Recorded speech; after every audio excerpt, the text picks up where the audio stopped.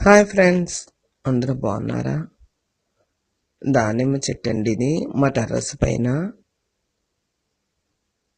దీనికి అసలు 10 years అండి ఇది చెట్టు.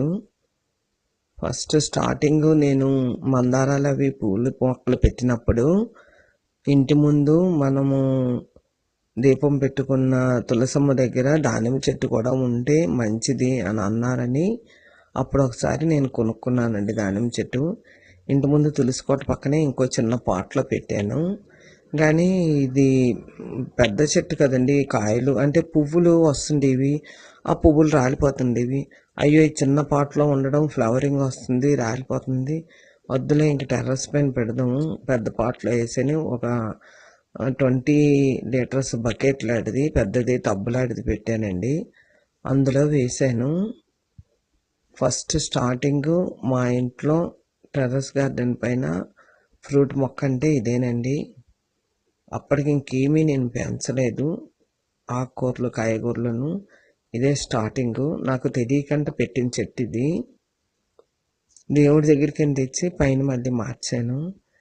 కానీ చాలా చక్కగా ఫ్రూటింగ్ బాగా వస్తుంది, టేస్ట్ కూడా ఉంటుంది.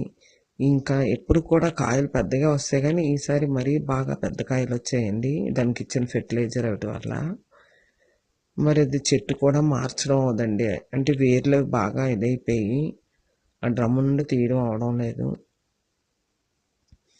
ఇది పాత చెట్టు కదా, అందుకు చూసారా ఎంత ముదిరిపోయినట్టుగా ఎలా అనిపించిందో.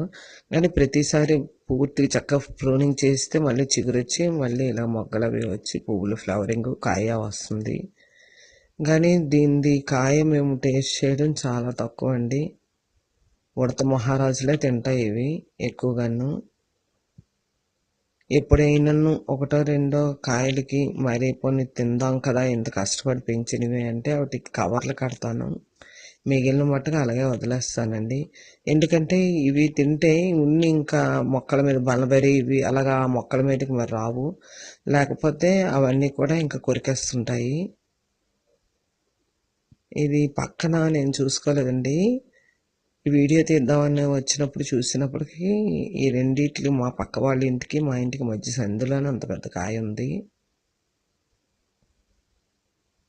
చూసారా, ఇదంతా చూడండి, ఇది పరిస్థితి. ఇలా ముచ్చలు కట్టుకొని ఉంటే మనం తినడానికి అవుతుంది.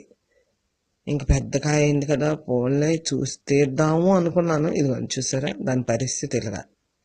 కానీ అవి ఏంటంటే గ్రేటు, ఒక కాయ పూర్తిగా క్లోజ్గా తినేసిన తర్వాత అయిపోయిన తర్వాత అప్పుడు ఇంకో కాయకి వెళ్తాయండి. అన్నీ కొరికిసి మటు పడివు. అందులో ఉన్న విశేషం ఏంటంటే అదొకటి. Okay, thank you.